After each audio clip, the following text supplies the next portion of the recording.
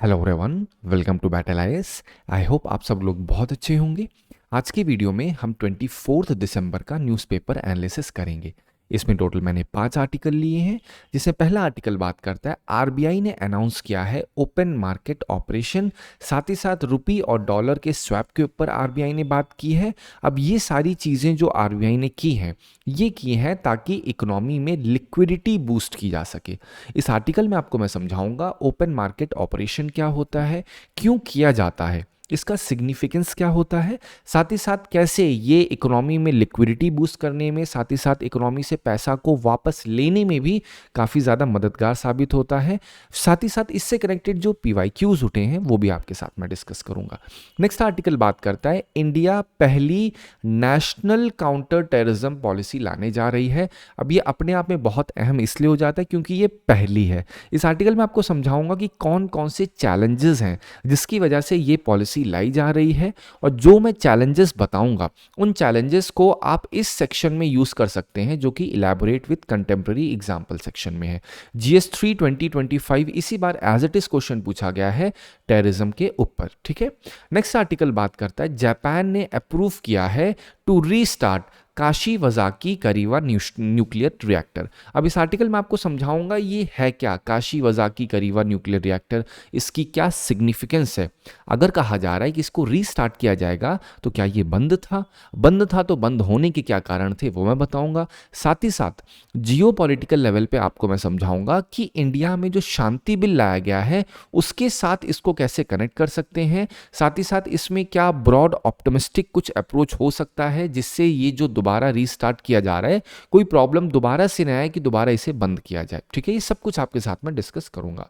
Next article बात करता है चाइना एमर्ज हो रहा है as a key price stabiliser global crude oil market में। तो यहां पे आपको बताऊंगा कि चाइना ने ऐसा क्या किया है कि भाई वो पूरी ग्लोबल क्रूड ऑयल मार्केट में as a key price stabiliser का दर्जा उसे मिल रहा है।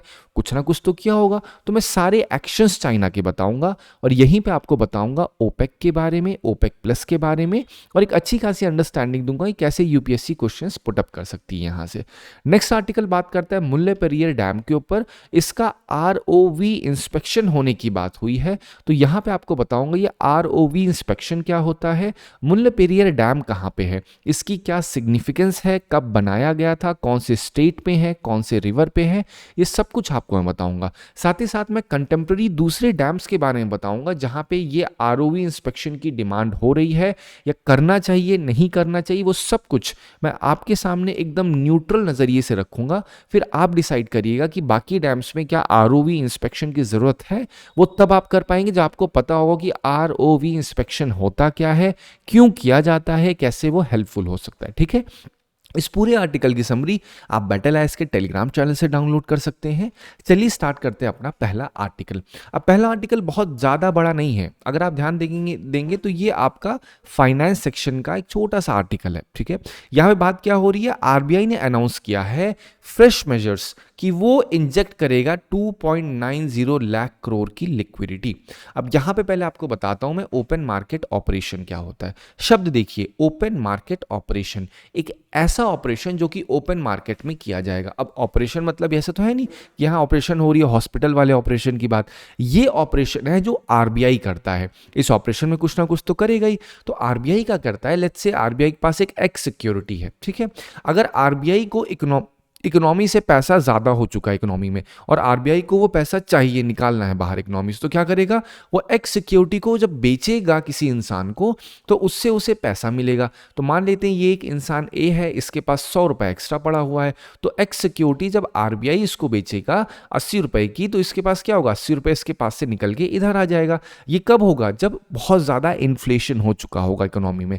यहीं पर दूसरी सिनेरियो क्या होती है, दूसरा सिचुएशन ये है कि इस इंसान ए के पास पैसा नहीं है और आरबीआई चाहता है कि इसके पास पैसा हो, लेकिन इस ए के पास एक वाई सिक्योरिटी पड़ी है। तो आरबीआई क्या करेगा, आरबीआई जाएगा, कहेगा भैया ए एक काम करिए, आप ना मुझे वाई सिक्योरिटी दे दीजिए, इसके बदले ले लो, पैसा ले लो आप। लेकिन ये डायरेक्टली इंडिविजुअल से कांटेक्ट नहीं करता है आरबीआई, ये मैं सिर्फ आपको लेमन भाषा में समझा रहा हूं जिससे आपकी अंडरस्टैंडिंग बिल्डअप हो सके। तो आरबीआई के बारे में जब कहा जा रहा है कि वो इतना अमाउंट लिक्विडिटी ये इंजेक्ट करने जा रहा है, दैट मीन्स क्या होगा, आरबीआई पैसा देने जा रहा है लोगों के हाथों में इतने अमाउंट का। अब ये करेगा तो आरबीआई क्या करेगा, खरीदेगा या बेचेगा?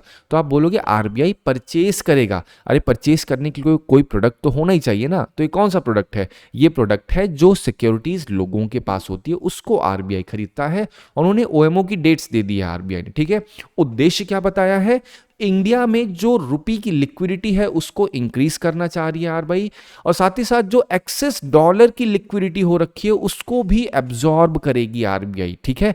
साथ ही साथ क्या होगा, जो डॉलर और रुपी का फॉरवर्ड प्रीमियम है उसको भी रिड्यूस करेगी, जिससे ये जो आप इनडिफरेंस देख रहे हो कि 91 टच कर रहा है, उसको भी क्या करना चाहेगी, वो प्रेशर को ईज करने के लिए ये लिक्विडिटी बूस्ट दिया जा रहा है। तो ये तो हो गई पूरे आर्टिकल की बात, अगर आसान सी भाषा में बात की जाए। अब मैं डायरेक्टली टू द पॉइंट बात करूं यहां पे, तो क्वेश्चन यूपीएससी कैसे पूछती है। यहां पे क्या कहते हैं, which one of the following activities of Reserve Bank of India is considered to be part of sterilisation. अब जैसे ही कभी आप वर्ड सुनिए स्टेरलाइजेशन, इसका मतलब क्या होता है बेटा, ये एक ना बहुत ही ब्रॉड टर्म होता है, जहां पे क्या होता है, जहां पे जो आपकी इंटरनेशनल करेंसीज होती हैं उनमें थोड़ा बहुत आगे पीछे एक्सचेंज किया जाता है, वो जनरली सेंट्रल बैंक करते हैं। वो करने के बाद जो कुछ भी उसके पोस्ट इंपैक्ट होते हैं, उस पोस्ट इंपैक्ट में आपका ओपन मार्केट ऑपरेशन आता है। तो स्टेरलाइजेशन के अंडर में ओपन मार्केट ऑपरेशन आता है, ये हम ध्यान रखिएगा, ठीक है। तो अगर कभी आपसे कहा जाए ओएमओ क्या इंडिपेंडेंट है, ये वन ऑफ दी है किसका, स्टेरलाइजेशन का हिस्सा, मतलब ये एक मूव होता है। आपने सुना होगा स्टेरलाइज कर दो, स्टेरलाइजेशन, ठीक है। तो यहां ये एक बहुत डिटेल का टॉपिक है इकोनॉमिक्स में, बट अभी के लिए बस आप इतना समझिए कि आरबीआई कभी भी जा करके, अगर आरबीआई ने लेट्स से 100 रुपए का एक डॉलर खरीद लिया है, ठीक है। अब जो 100 रुपए का डॉलर खरीद लिया है, तो डॉलर खरीदने के लिए उसने 100 रुपए मार्केट में दिया होगा, तो मार्केट में 100 रुपए तो ज्यादा फैल चुके होंगे। तो अगर इससे बहुत ज्यादा दिक्कत होगी तो आरबीआई क्या करेगा, आरबीआई ओएमओ करेगा। तो ओएमओ करेगा तो ये क्या होगा, ये स्टेप होगा जिससे वो टैकल करेगा प्रॉब्लम को, ठीक है। तो ये सारा जो एक्सचेंजेस चल रहे हैं, जो भी डील करता है आरबीआई, सब आपका एक ब्रॉडर कैटेगरी में डाला जाता है, ठीक है। चलिए अब बात करते हैं नेक्स्ट आर्टिकल पर। नेक्स्ट आर्टिकल यूपीएससी 2013 में पूछा गया है, in the context of Indian economy open market operation refer to, क्या होता है ये? तो आसान सी भाषा में बोलोगे purchase and sale of government securities by the RBI. तो ये मैंने आपको ऑलरेडी बता दिया कि आरबीआई क्या करता है, सिक्योरिटीज को खरीदता और बेचता है। इस पूरे के पूरे ऑपरेशन को हम ओपन मार्केट ऑपरेशन जनरली कहते हैं, ठीक है। चलिए अब इस आर्टिकल में इतना ही था, मैं अननेसेसरी आपको पूरी डिटेलिंग करूं उसकी जरूरत नहीं है। जिस चीज की न्यूज है मैंने आपको न्यूज समझाई पहले, वो क्यों न्यूज में है। अब आप अगर न्यूज़पेपर पढ़ोगे उसके अंदर कितने सारे आर्टिकल्स होते हैं, मैं केवल उन्हीं आर्टिकल्स को पिक करता हूं जो कि एब्सोल्युटली रिलेवेंट है आपके यूपीएससी पर्सपेक्टिव के लिए, ठीक है। अब नेक्स्ट आर्टिकल बात कर रहा है चाइना कैसे एमर्ज हो रहा है एक की प्राइस स्टेबलाइजर के तौर पे। अब ये इतना पूरा आर्टिकल है, मैं आपको आसान सी भाषा में 1 मिनट में समझाता हूं पहले। अब होता क्या है, होता ये है कि जो ओपेक कंट्रीज होती हैं ये क्या करती हैं, जो ऑयल रिजर्व्स होते हैं या फिर जो ऑयल के प्राइसेस होते हैं इनको कंट्रोल करते हैं। ऑयल के जो प्राइसेस होते हैं इनको ये कहीं ना कहीं क्या करते हैं, ये टैकल करते हैं कि इसकी कितनी प्राइसिंग होगी, किस समय पे कितना सप्लाई होगा, ये सब कुछ ओपेक कंट्रीज के द्वारा किया जाता है, ठीक है। तो ये प्रोडक्शन देखेगी किस चीज़ का, जो भी आपके ऑयल रिजर्व्स होंगे, हर चीज़ का जो ओवरटेकिंग है ओपेक कंट्रीज के बाद क्रूड ऑयल के रिगार्ड में काफ़ी ज़्यादा अच्छे से जाना जाता है। लेकिन यहाँ पे चाइना को कहा जा रहा है की स्टेबलाइजर है, तो कैसे है, तो चाइना ने किया क्या है, तो 2025 में चाइना ने एक प्राइस फ्लोर लगा दिया था, ठीक है, एक सीलिंग टाइप लगा दिया था। अगर आपको ये नहीं भी समझ में आ रहा है तो आप सिंपल इतना समझिए कि ये ओपेक भाई साहब हैं, ये कहते हैं कि भैया ऐसा है, अब जो है ऑयल की प्राइसेस जो है अब से अगर 10 रुपए है तो 10 से बढ़ के 15 हो जाएगी। तो लोग तो मजबूर हो जाएंगे 15 पे खरीदने के लिए, क्योंकि लोगों के पास तो पैसा, अगर बोलते हैं ना उनके पास अगर नहीं होगा तेल तो उन्हें तेल चाहिए, मजबूरन खरीदेंगे। अब मान लेते हैं एक सिचुएशन है कि ओपेक ने यही सेम चीज बोली कि भैया हम 10 से 15 करने जा रहे हैं, लेकिन बीच में चाइना आता है। चाइना कहता है भाई ठीक है, ओपेक से क्यों लेने जा रहे हो, एक काम करो मेरे पास ऑयल की सप्लाई है, मैं तुमको देता हूं इसी को 12 रुपए में। तो अब ओपेक वाले इससे घबरा गए, तो ओपेक वाले बढ़ा नहीं पा रहे हैं ढंग से प्राइस। अब सवाल उठता है कि क्या चाइना के पास इतना ज्यादा रिजर्व है, आंसर इज नहीं। चाइना क्या करता है, मान लो ओपेक मार्केट में लेके पहुंचा है 100 लीटर का ऑयल और इसके पास बिक पाता है केवल 80 लीटर का, तो जो एक्सेस ऑयल होता है ना, ये एक्सेस ऑयल 20 लीटर का चाइना अपने पास रख लेता है। तो जो 20 लीटर अपने पास रख लिया है चाइना ने, इसको एज ए स्टोरेज यूज करता है। कब के लिए? ये पाइलिंग अप कर लेगा इसको, और जब कभी जरूरत पड़ेगी, जब कभी वैसी परिस्थिति आएगी, तब चाइना क्या करेगा, इस 20 लीटर का इस्तेमाल करके इस प्राइस को स्टेबलाइज करने में मदद करेगा। तो यही है पूरा आर्टिकल। तो ये क्या दिखाता है? ये दिखाता है कि चाइना ने कैसे स्टॉक पाइलिंग का बिहेवियर अपना के जो ग्लोबल क्रूड ऑयल मार्केट है उसमें प्राइस को स्टेबलाइज किया। तो कुछ लोग के हिसाब से काफी सही है, क्योंकि यहां पे अगर बात की जाए तो जो आपकी ओपेक प्लस कंट्रीज हैं उन्होंने सोचा कि भैया हम प्रोडक्शन को रोक लेते हैं, मतलब सप्लाई को कंट्रोल कर लेंगे तो प्राइसेस बढ़ जाएंगे, जनरली यही तो होता है। लेकिन चाइना वो करने ही नहीं दे रहा है, चाइना अपने हिसाब से काम कर रहा है। क्योंकि चाइना क्या करता है, जो एक्सेस सप्लाई होती है उसको वो क्या कर देगा, वो एब्जॉर्ब कर लेगा, या तो वो आपकी एक्सेस सप्लाई अपने पास जो रखा रहेगा और कभी प्राइसेस बढ़ेंगे तो उसी एक्सेस सप्लाई को थोड़ा सा ऊपर नीचे करके वो अपना प्रॉफिट बना लेगा। तो ये अपने आप में काफी ज्यादा है। अगर चाइना के ऑयल स्टॉक की बात की जाए तो 1.4 बिलियन बैरल्स का इसके पास है। ये इतना ऑयल का स्टॉक चाइना अपने पास रखा हुआ है। तो आप इमेजिन कर सकते हैं सिचुएशन कि अगर कभी भी ओपेक कंट्रीज ने कुछ ऊपर नीचे किया तो चाइना के पास एक हमेशा स्ट्रांग होल्ड हो चुका है। अब यहां पे क्या है, जितनी डोमेस्टिक नीड थी उससे ज्यादा चाइना ने खरीद रखा है। तो कारण क्या है, ताकि ये जो सरप्लस हो रखा है इस सरप्लस को इस्तेमाल कर सके। अब यहां पे डायरेक्टली मैं बात करता हूं, आपको मैंने पूरा आर्टिकल तो समझा दिया। अब मैं बताता हूं ओपेक के बारे में। 1960 में ये फॉर्म किया गया था। 13 ऑयल एक्सपोर्टिंग कंट्रीज होती हैं। इनका मेन काम क्या होता है, ऑयल की सप्लाई को कंट्रोल करना, साथ ही साथ उसके प्राइसेस को स्टेबलाइज करना। आगे चल के ओपेक प्लस कंट्रीज भी बनी थी, जिसमें ओपेक कंट्री तो थी ही, साथ ही साथ 10 नॉन ओपेक प्रोड्यूसर्स भी थे जो कि रशिया के द्वारा लट किए गए थे। 2016 में फॉर्म किया गया था। ये एक ब्रॉडर ग्रुप कहा जाता है जिससे प्रोडक्शन और जो उसके प्राइजेस हैं, प्रोडक्शन कट किए जा सकें, इंक्रीज किए जा सकें, इन सब का कोऑर्डिनेशन करने के लिए ओपेक प्लस बनाया गया था। ओपेक प्लस के पास एक ग्रेटर इन्फ्लुएंस होता है ग्लोबल क्रूड ऑयल के प्राइसेस के रिगार्ड में। ठीक है, तो आपको यहां में इतना ही पता होना चाहिए। यूपीएससी अगर पूछेगी तो क्या होगा, ओपेक प्लस कंट्रीज में कौन कौन से हैं। तो एक बार सिर्फ सरसरी निगाह से आप क्या कर सकते हो, ये 10 नॉन ओपेक जो प्रोड्यूसर्स हैं इनका नाम पढ़िए। पढ़ने के बाद एक बार मैप पे लोकेट कर दीजिए। देखिए थोड़ा सा एफर्ट तो बेटा डालना पड़ेगा आपको। यू कांट एक्सपेक्ट कि हर चीज आपके सामने एकदम सर्व हो जाए, बस डायरेक्टली आप उसको खा लो।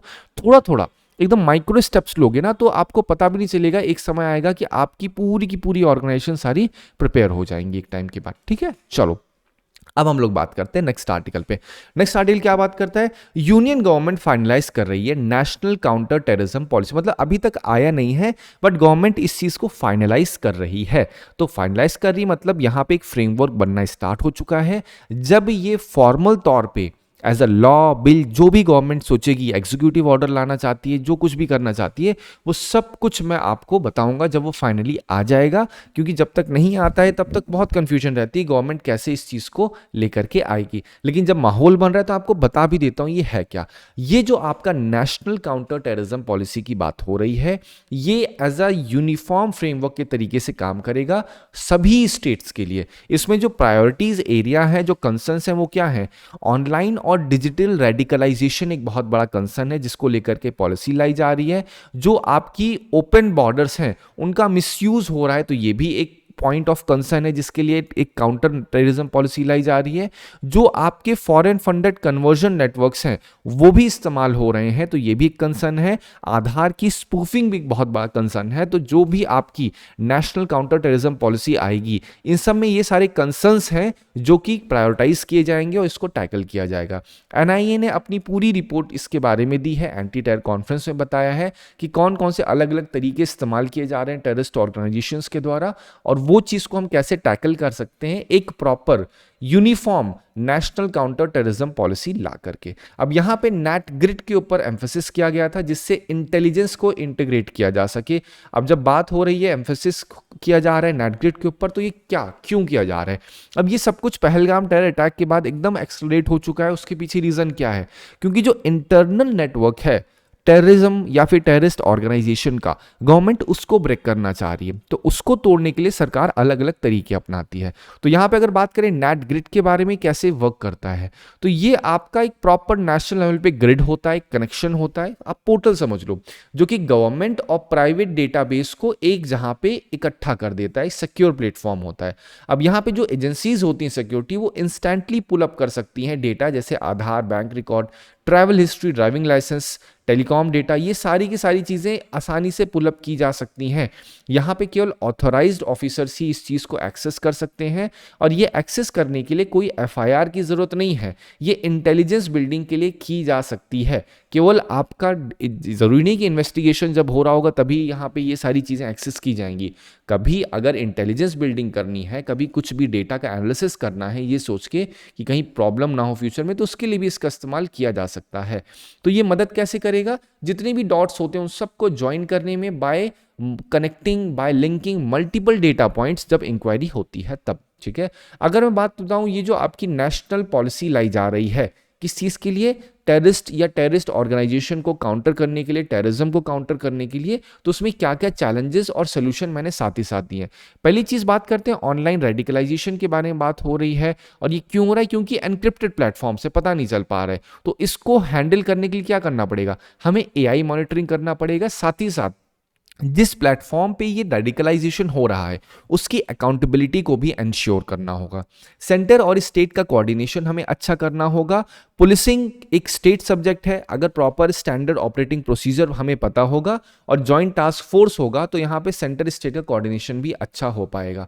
जो ओपन बॉर्डर का मिसयूज होता है उसको हम टेक बेस्ड बना सकते हैं और प्रॉपरली बॉर्डर का मैनेजमेंट कर सकते हैं, जिससे इलीगल मूवमेंट ना हो। जो फॉरेन फंडिंग की बात होती है तो हम स्ट्रॉन्ग एफसीआरए कर सकते हैं, फाइनेंशियल ट्रैकिंग कर सकते हैं, जिससे जो हिडन मनी ट्रायल्स हैं उनको भी पकड़ा जा सके। जो प्राइवेसी कंसर्न्स की बात होती है तो उसके लिए हमें लीगल सेफगार्ड देना होगा, एक प्रॉपर ओवरसाइट देना होगा, जिससे मिसयूज, डेटा का मिसयूज का जो डर है वो खत्म हो जाए। जो पुलिसिंग में, जो पुलिस कैपेसिटी में गैप है उसके लिए हमें ट्रेनिंग और सेंट्रल फंडिंग करनी होगी, और ये कब होगा? जब प्रॉपर तरीके से स्किल और टेक डेफिसिट जितने भी हैं उन सबको एड्रेस किया जाएगा। कम्युनिटी में ट्रस्ट बिल्डिंग करना होगा। अब ये कब होगा? जब कम्युनिटी पुलिसिंग होगी। कम्युनिटी पुलिसिंग का अर्थ क्या होता है कि कम्युनिटी लेवल पे पुलिसिंग की प्रेजेंस होना, काउंटर नैरेटिव्स को करना, मतलब ऐसे नैरेटिव्स जो कि पुलिसिंग के अगेंस्ट हैं, ऐसे नैरेटिव्स जो कि लोगों के बीच एक घृणा या फिर एक बोलते हैं ना एक्सट्रीमिस्ट सोच को फैला रहे हैं, तो उनको भी हटाना होगा। वो कब हटेगा? जो इनके मन के अंदर लोगों की रिस्क होता है, रिस्क ऑफ एलिनेशन का, उस सबको हटाना होगा। वो कैसे हटेगा? By building trust. तो मैंने आपको चैलेंजेस सोल्यूशन दोनों समझाए। चैलेंजेस किस चीज़ के? जो आपकी नेशनल काउंटर टेररिज्म पॉलिसी बनाई जा रही है इसमें जो जो चैलेंजेस हैं उसके क्या क्या सोल्यूशन हो सकते हैं। ठीक है, अब बात करते हैं हम लोग नेक्स्ट आर्टिकल पे। नेक्स्ट आर्टिकल बात करता है, जापान ने अप्रूव कर दिया है कि वो आपका काशीवाज़ाकी करीवा न्यूक्लियर रिएक्टर को रीस्टार्ट करेगा। अब यहाँ पे क्या है, ये निगाटा के जो गवर्नर हैं जहाँ पे ये है, उन्होंने अप्रूव कर दिया कि रिएक्टर नंबर 6 और 7 जो है काशीवाज़ाकी करीवा प्लांट का, उसको रीस्टार्ट किया जाएगा। अब यहाँ पे जो फाइनल लोकल हर्डल था ये 2011 में फुकुशिमा डिजास्टर के बाद शट डाउन कर दिया गया था। तो अब ये जितने भी लोकल हर्डल्स थे उन सबको क्लियर अप कर दिया गया है, और ये जो निर्णय लिया गया है ये गवर्नमेंट के एश्योरेंस पे लिया गया है कि भैया उन्होंने safety, emergency response, public consent, ये सब कुछ प्रॉपर तरीके से टैकल कर दिया गया है, तो इस वजह से इसको रीस्टार्ट किया जा रहा है। अब यहाँ पे रिएक्टर नंबर 6 को जो रीस्टार्ट किया जा रहा है ये एडवांस लेवल पे किया जा रहा है ताकि दोबारा से कभी इसमें प्रॉब्लम ना हो। जो टेप्को है, टेप्को एक ऑर्गेनाइजेशन है वहाँ की, तो वो एक फाइनल सेफ्टी क्लियरेंस लेगी और फिर पॉसिबली रीस्टार्ट कर देगी इसको जनवरी में। ठीक है, अभी भी जो रिएक्टर नंबर 7 है उसको बहुत समय लग सकता है स्टार्ट होने में। यहाँ आपको रिएक्टर नंबर 6-7 पे नहीं जाना है, ये मैं समझा क्या रहा हूँ। मैं बताना चाह रहा हूँ जापान में ये जो काशीवाज़ाकी करीवा न्यूक्लियर प्लांट है ये न्यूज़ में क्यों है? क्योंकि दुनिया का सबसे बड़ा, सबसे लार्जेस्ट न्यूक्लियर प्लांट है निगाटा में। This is the reason why I am telling you reactor number 6, reactor number 7। अब रिएक्टर नंबर 6-7 आपको ना समझ में आए, लेकिन ये जरूर समझ में आ जाएगा बात किसकी हो रही है, काशीवाज़ाकी। क्योंकि उतनी देर तक मैं जब आपको 6-7 बोलूंगा आपके दिमाग में काशीवाज़ाकी करीवा चलता रहेगा। अब यहाँ पे ये सारी की सारी चीजें क्यों हो रही है? क्योंकि जापान जो है वो शिफ्ट करने की कोशिश कर रहा है, वो अपना न्यूक्लियर एक्सपेंशन करने की कोशिश कर रहा है ताकि एनर्जी सिक्योरिटी, हाई फ्यूल के जो प्राइसेस हैं, क्लाइमेट गोल्स हैं, उसको भी टैकल किया जा सके। अगर मैं आपको बात बताऊं काशीवाज़ाकी करीवा न्यूक्लियर प्लांट के बारे में, वर्ल्ड का लार्जेस्ट न्यूक्लियर पावर प्लांट है। टेप्को के द्वारा ऑपरेट होता है। टेप्को क्या है? टोक्यो इलेक्ट्रिक पावर कंपनी जो ऑपरेट करती है। 7 इसके रिएक्टर्स हैं। 2011 की फुकुशिमा न्यूक्लियर डिजास्टर के बाद इसको शट डाउन कर दिया गया था। अब ये रीस्टार्ट जो है ये एक बहुत ही की कही जा रही है जापान की एनर्जी सिक्योरिटी और वहां पे जो लो कार्बन पावर गोल्स हैं उनको हैंडल करने के लिए। ठीक है, चलो अब यहाँ पे क्वेश्चन देखिए क्या कह रहा है। विद रेफरेंस टू काशीवाज़ाकी करीवा वर्ल्ड का लार्जेस्ट है, टेप्को के द्वारा ऑपरेट होता है, शटडाउन 2011 में हो गया था। क्या ये सही है? एब्सोल्युटली। अब यूपीएससी क्या करेगी? यूपीएससी यहाँ पे कुछ ऑर्गेनाइजेशन का नाम चेंज कर दी, बोल देगी ये किसके द्वारा हैंडल किया जा रहा है, बोल देगी ये IACA के द्वारा, या बोल देंगे इंटरनेशनल एटॉमिक एनर्जी एजेंसी के द्वारा ये हैंडल किया जा रहा है। अब आपसे कैसे बोलेंगे? पहले बोलेंगे वर्ल्ड का लार्जेस्ट न्यूक्लियर पावर प्लांट है, तो आपको पढ़ के लगेगा भैया लार्जेस्ट है तो इंटरनेशनल एटॉमिक एनर्जी एजेंसी तो कर ही रही होगी। तो इस वजह से ये सारे ट्रैप्स होते हैं जो यूपीएससी डालती है, आपको इस तरीके से इसे समझना होगा। ठीक है, चलिए हम लोग बात करते हैं नेक्स्ट आर्टिकल पर। नेक्स्ट आर्टिकल किसके ऊपर बात कर रहा है? ये बात कर रहा है आरओवी इंस्पेक्शन के ऊपर। अब आरओवी का मतलब क्या होता है? रिमोटली ऑपरेटेड व्हीकल, मतलब ऐसा व्हीकल जो कि रिमोटली ऑपरेट होगा। मतलब ये बात किसके ऊपर बात हो रही है? रिमोट कंट्रोल चीजें होंगी। अब ये क्यों किया जा रहा है inspection, that too Mullaperiyar dam का? तो यहां पे ये हुआ है कि अंडर वाटर आरओवी इंस्पेक्शन होगा।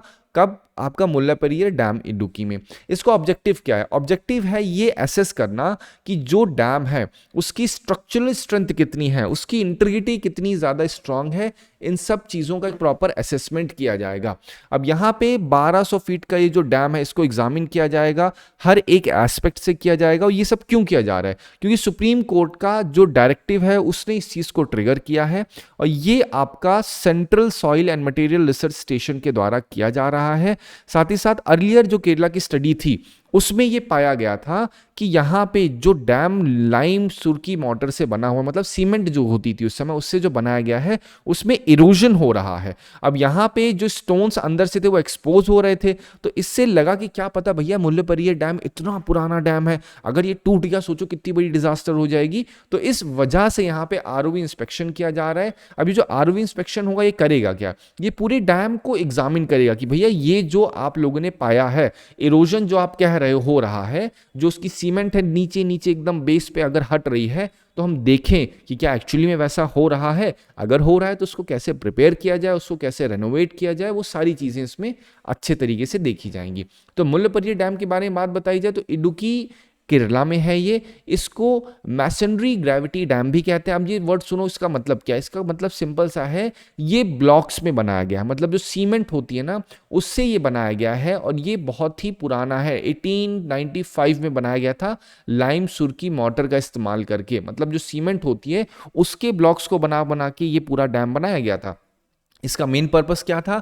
वाटर को डाइवर्ट करना, इरिगेशन और हाइड्रो इलेक्ट्रिक पावर के लिए। ठीक है, अब यहाँ पे करंट कंसर्न क्या है? वही स्ट्रक्चरल इंटीग्रिटी की बात हो रही है। अब जब मुल्लापेरियार के ऊपर बात कर रहे हैं तो हमें बाकी भी ध्यान देना होगा कि क्या क्या लेसन्स लिए जा सकते हैं।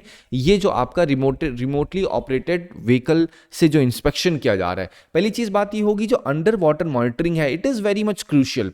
क्योंकि जो ट्रेडिशनल विजुअल इंस्पेक्शन होते थे वो प्रॉपर तरीके से डिटेक्ट नहीं कर पाते थे कि सबमर्ज इरोजन कैसे हो रहा है, मतलब पानी के 100 फीट अंदर जो है किस तरीके से इरोजन हो रहा है। उसके लिए हमें आरओवी की जरूरत पड़ेगी। यहां पे हम लेसन ये ले सकते हैं कि जो टेक है वो सेफ्टी में काफी ज्यादा एड करता है। अगर आरओवी ने कुछ भी बोला कि यहाँ ऊपर नीचे है तो उसको अगर प्रॉपर रिपेयर कर दिया जाएगा तो एक अच्छी खासी डिजास्टर को रोक लिया जाएगा। ये भी दिखाता है कि जो ओल्ड रिकंस्ट्रक्शन मटेरियल होते हैं उनका एक प्रॉपर इवैल्यूएशन की जरूरत है। रेगुलर असेसमेंट जो होते हैं वो डिजास्टर्स को प्रिवेंट कर देते हैं। जुडिशियल ओवरसाइट जो होता है वो अकाउंटेबिलिटी भी एंश्योर करता है, क्योंकि सुप्रीम कोर्ट ने डायरेक्टिव दिया था और जब डायरेक्टिव दिया है पब्लिक सेफ्टी के लिए तो अब यहाँ पे ये जो आरओवी इंस्पेक्शन होगा ये हाईलाइट करता है कि जुडिशियल ओवरसाइट भी अकाउंटेबिलिटी एंश्योर करने में काफी ज्यादा मददगार साबित होता है। ठीक है, अब यहां पे अगर मैं बात करूं जो बाकी डैम्स हैं कंसर्न वाले, जहां पे ये आरओवी टाइप चीजें होनी चाहिए, पहला क्या है टिहरी डैम, फिर आपका Bhakra Nangal dam, Sardar Sarovar dam, Hirakud dam, Idukki dam, फिर नागार्जुन सागर डैम। इस सब के बारे में मैंने आपको पॉइंट्स बता दिए। एक बार आप जो पीडीएफ मिलेगा वहां पे पढ़िएगा। आप देखिए क्या क्या पॉइंट्स है। यहाँ पे अर्थक्वेक प्रोन जोन है, आप देखो हीराकुद में तो यहाँ के स्ट्रक्चर एज हो रहा है, यहाँ पे फ्लड मैनेजमेंट चैलेंजेस हैं। तो ये सारे पॉइंट्स हैं जो अपने मेंस में भी यूज कर सकते हो। मैंने आपको स्टेट ऑलरेडी बता दिया है, तो ये आपको समझ में आ जाएगा किस तरीके से आपको किसी भी टॉपिक को समझना है, एड्रेस करना है और कैसे पीवाईक्यू से लिंक करना है। आई होप आपको इस आर्टिकल से मदद मिली होगी। Thank you so much for watching this video.